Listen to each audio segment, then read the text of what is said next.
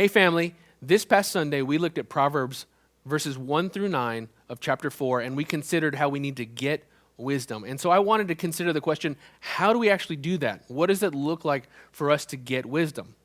Well, in Proverbs chapter 3, verses 5 through 8, it says this: "Trust in the Lord with all your heart, and do not lean on your own understanding.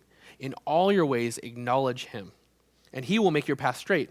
Verse 7, Be not wise in your own eyes. Fear the Lord and turn away from evil. It will be healing to your flesh and refreshment to your bones." The writer of Proverbs, Solomon, really lays out for us three things that we can do in order to get wisdom. First of all, we want to trust in the Lord. He says in verse 5, "Trust in the Lord with all your heart and don't lean on your own understanding."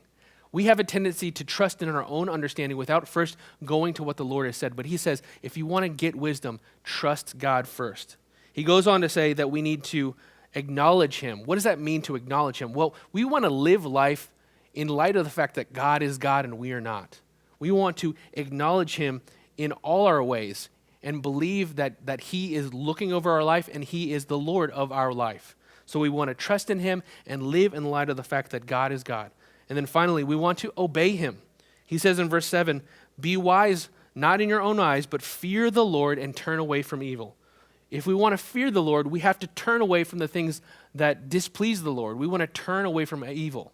And when we do that, we open ourselves up to living life in a wise way. So we want to trust the Lord. We want to live life as though God is God, because he is. And we want to obey God and turn from evil. These three things will allow us to grow in our wisdom. I love you, family.